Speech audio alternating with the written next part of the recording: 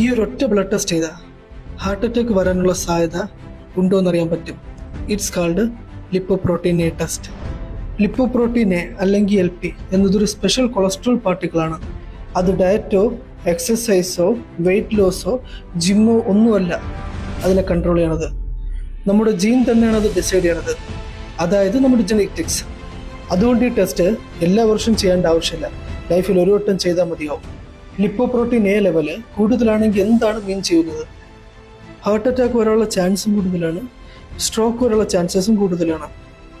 ഫിറ്റായിട്ട് കൂടി അറ്റാക്ക് വരുന്ന ആളുകളെ കണ്ടിട്ടില്ലേ? മേ ബി ഇതൊരു റീസൺ ആവാം. ലിപ്പോപ്രോട്ടീൻ എ ലെവൽ പറയണത് നിങ്ങൾക്ക് എന്തായാലും ഹാർട്ട് അറ്റാക്ക് വരും എന്നുള്ളതല്ല.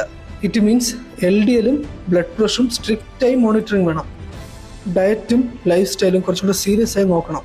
ആരൊക്കെ ടെസ്റ്റ് ചെയ്യേണ്ടതെന്ന് വെച്ച് കഴിഞ്ഞാൽ family history of heart attack വന്നവരും, കൊളസ്ട്രോൾ ലെവൽ നോർമൽ ആയിട്ടും ഹാർട്ട് അറ്റാക്ക് വന്നവരും, ഈ യങ് ഏജിൽ സ്ട്രോക്ക് വന്നവരുമാണ് ഈ ടെസ്റ്റ് ചെയ്യേണ്ടത്. ബട്ട് ഞാൻ പറയുന്ന ഈ ടെസ്റ്റ് എല്ലാവരും ഒന്ന് ചെയ്തു നോക്കുക. ടെസ്റ്റ് ചെയ്തിട്ട് ലെവൽസ് കൂടുതലാണെങ്കിൽ consult with a cardiologist and change your life style immediately.